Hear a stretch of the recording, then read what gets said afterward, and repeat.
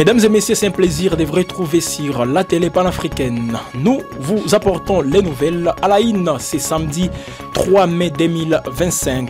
Les premiers groupes des soldats des forces armées de la République démocratique du Congo en provenance de Goma est arrivé à Kinshasa ce vendredi. Ces soldats avaient trouvé refuge dans les installations de la MONUSCO à Goma suite à la prise de la ville par les M23 AFC en janvier dernier. Toujours à la une, le calme est revenu dans les communes de Kasenga, Kavimvira et Moulongwe après des affrontements entre les forces armées de la RDC et des combattants Wazalendo jeudi 1er mai. Des sources locales rapportent des blessés parmi la population civile, mais le nombre exact des victimes n'est pas encore connu. Autre titre et surtout cette bonne nouvelle, les services internet par satellite Starlink d'Elon Musk vient d'obtenir l'autorisation des autorités congolaises pour opérer en République démocratique du Congo. La société américaine lancera ses services très prochainement, offrant un accès à internet haut débit à une large partie de la population. Voilà tout pour les titres.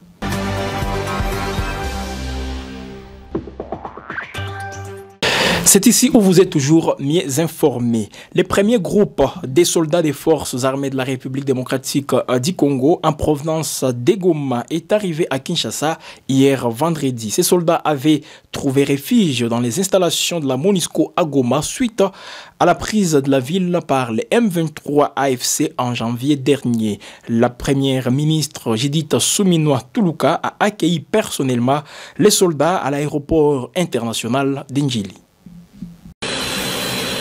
Le premier groupe de militaires qui était sous la protection de la MONUSCO dans leur base à Goma, dans le Nord Kivu, pendant 3 mois, est arrivé à Kinshasa. Ces vaillants soldats ont été accueillis à l'aéroport international de Njili par la première ministre Judith Suminwa Tuluka, accompagnée du vice-premier ministre, ministre de la Défense nationale et des anciens combattants, maître Guy Kabombo Mwadianvita, ainsi que du chef d'état-major général, Jules Banza. Prenant la parole, la chef de l'exécutif national a salué l'implication du comité international de la Croix-Rouge qui s'est porté volontaire dans l'évacuation des militaires en provenance des zones en proie à l'insécurité dans la partie orientale du pays. Judith Suminwa, qui les a également félicités pour avoir résisté face aux hostilités, les a rassurés du soutien tous azimuts du gouvernement central pour assurer leur prise en charge complète. De son côté, le vice-premier ministre, ministre de la Défense nationale et des anciens combattants a donné des instructions claires et nettes pour que tout se passe dans les normes requises. Ces éléments des FARDC désarmés ont bénéficié de la protection de la MONUSCO à la suite des combats entre les terroristes de l'AFC M23 et les forces loyalistes. Arrivés à Kinshasa, ces vaillants combattants ont été identifiés par l'équipe de la CICR à bord de l'avion. Après repas et échanges, ils seront par la suite conduits par avion à Kitona, dans la province du Congo central, lieu de leur hébergement. Il sied de noter que cette opération a été initiée depuis le début du mois de mars 2025.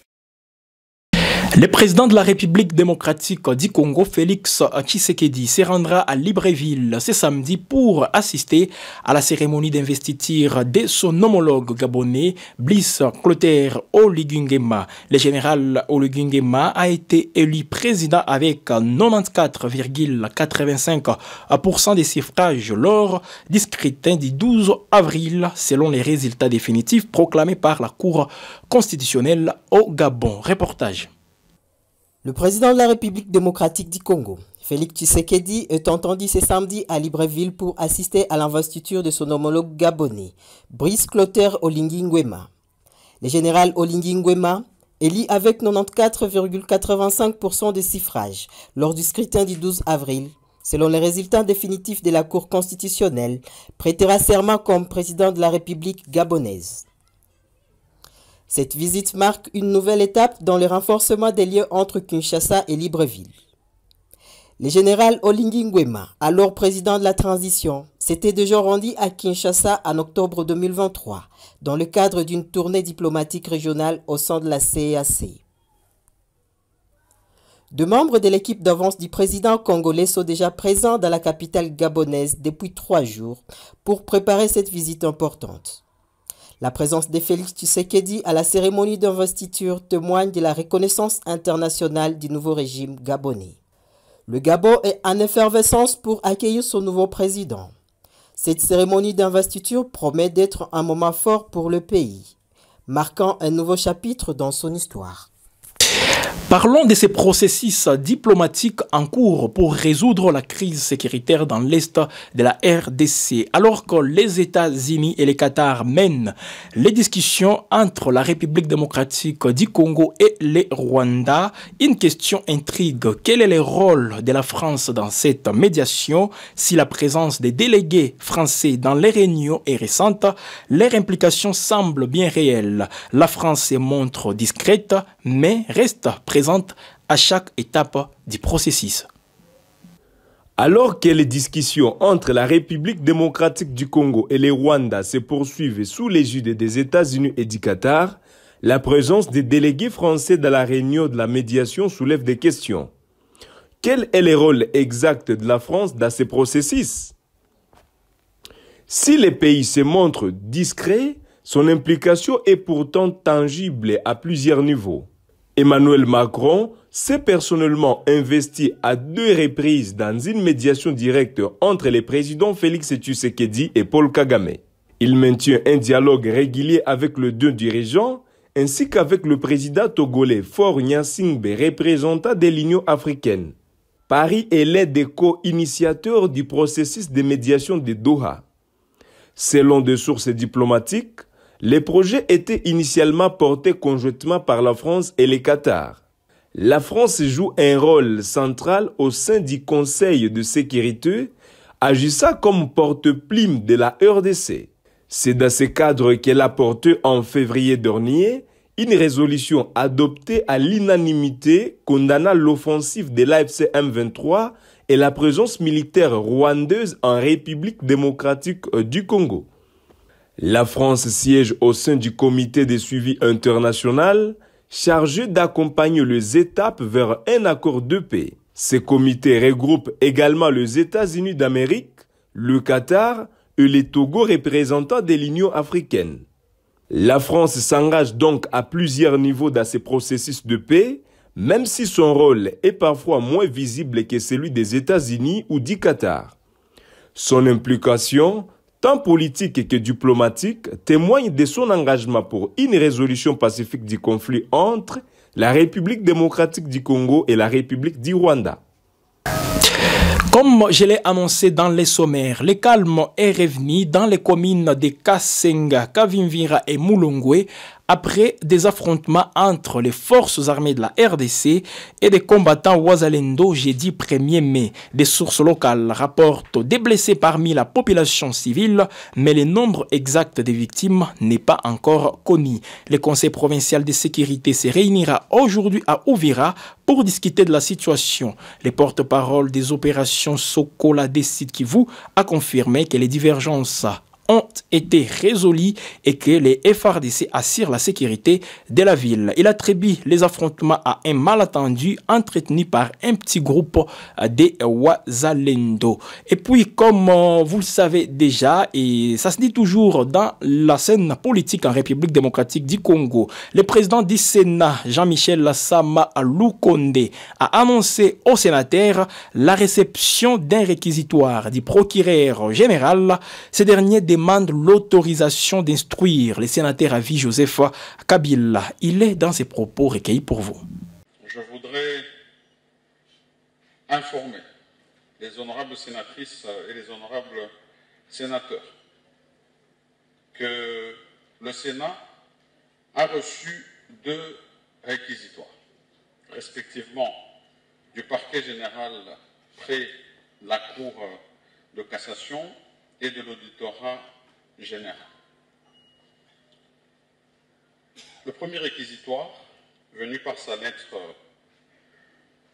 1233/RMP V /0219 PGC CAS WB du 27 mars 2025, réceptionné mon cabinet le 28 avril 2025. Le procureur général près la Cour de cassation nous a adressé le réquisitoire aux fins d'obtenir l'autorisation de l'instruction contre le sieur Ningepo Michel, honorable sénateur. Le deuxième réquisitoire, par sa lettre numéro AG, barre 0478, barre 2025, l'auditeur général près la Cour militaire nous a adressé le 30 avril, réceptionné le même jour, le réquisitoire tendant à obtenir la levée des immunités et l'autorisation de poursuite du sénateur à vie, M. Joseph Kabila Kabange.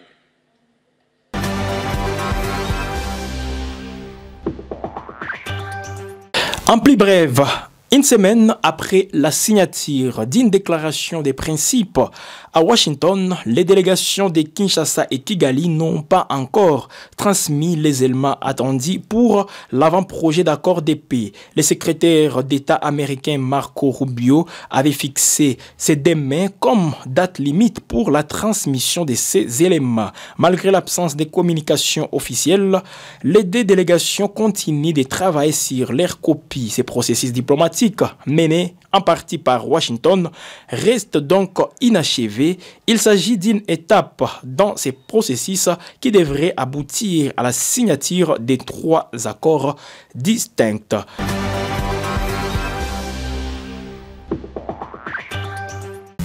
Direction la province du Haut-Katanga, précisément à Lubumbashi, lors d'un échange avec les étudiants de l'université de Lubumbashi, le général Edi Kapend a lancé un message percutant. Si vous trahissez la patrie, vous deviendrez les esclaves des étrangers. Le général Edi Kapend, figure importante de l'armée congolaise, a ainsi appelé les étudiants à la vigilance et à la défense de leur pays. Il est dans ses propos recueillis pour vous.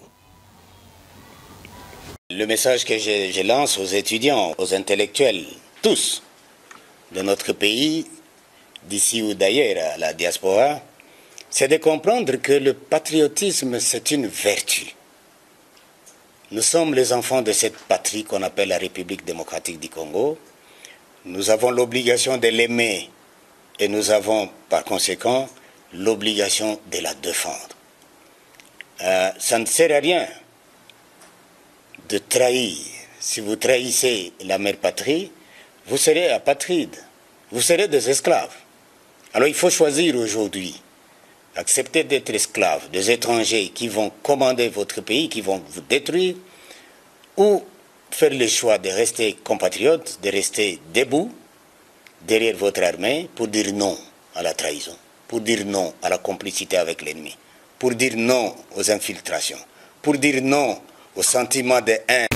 Ce journal se poursuit, mesdames et messieurs. La République démocratique du Congo se trouve à la 133e place du classement mondial de la liberté de la presse 2025, publié par Reporters sans frontières. Ce classement qui évalue la situation de la liberté de la presse dans 180 pays met en lumière les défis persistants auxquels sont confrontés les journalistes congolais.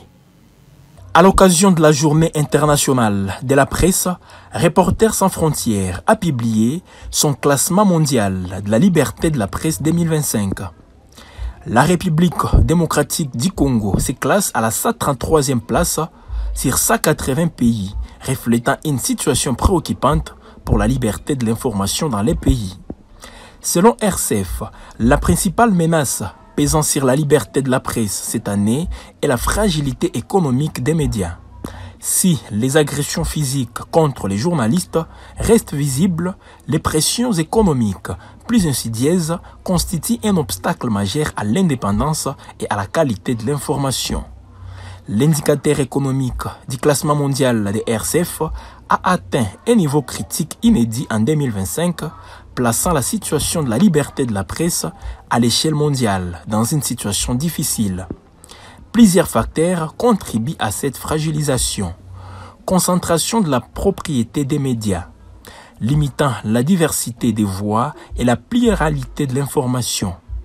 Pression des annonceurs et des financiers pouvant influencer les contenus et la ligne éditoriale des médias. Absence, restriction ou attribution opaque des aides publiques. Absence, restriction ou attribution opaque des aides publiques créant une dépendance et une instabilité financière. Pour Anne Bokande, directrice éditoriale de RCF, sans indépendance économique, il n'y a pas de presse libre. Lorsque les médias sont fragilisés financièrement, ils sont entraînés dans une course à l'audience, souvent au détriment de la qualité, et peuvent devenir la proie des oligarques ou des décideurs publics qui les instrumentalisent. La précarité des journalistes limite également leur capacité à résister aux adversaires de la presse, notamment les acteurs de la désinformation et de la propagande. Il faut restaurer une économie des médias qui soit favorable aux journalistes et garantisse la production de l'information fiable. C'est un processus coûteux, mais essentiel.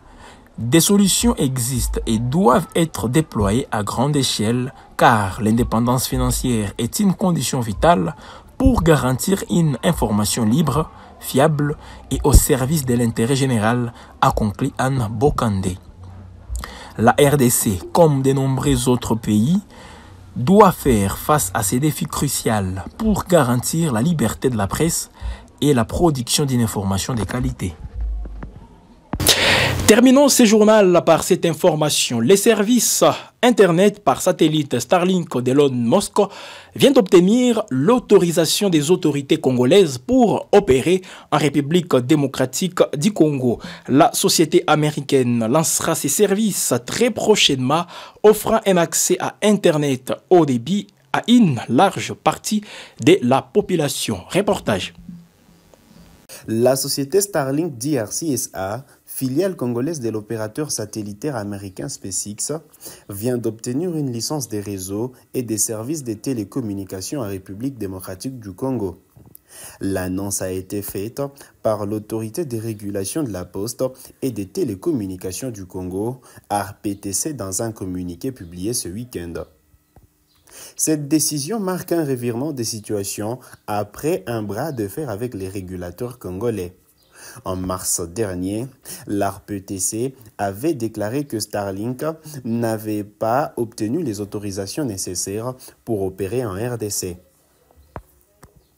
L'entreprise est désormais autorisée à fournir un accès à Internet haut débit sur les territoires congolais et prévoit de lancer ses services dans les prochains jours. L'arrivée de Starlink en RDC est une avancée majeure pour l'accès à Internet dans un pays où les infrastructures de télécommunications sont souvent limitées. L'entreprise américaine, qui exploite la plus grande constellation des satellites au monde, avec plus de 6750 engins en orbite, est reconnue pour fournir une connexion Internet à faible latence, même dans les zones rurales et enclavées. L'arrivée officielle des Starlink en RDC intervient dans un contexte de rapprochement diplomatique entre Kinshasa et Washington. Plusieurs projets stratégiques sont en cours de développement entre les deux pays, notamment dans les domaines des infrastructures et de l'énergie. L'obtention de cette licence ouvre la voie à un développement prometteur de Starlink en RDC. L'entreprise pourrait jouer un rôle crucial dans l'amélioration de l'accès à Internet dans le pays, favorisant ainsi le développement économique et social. Et c'est avec cette nouvelle que nous mettons fin à cette livraison de vos nouvelles sur la télé panafricaine.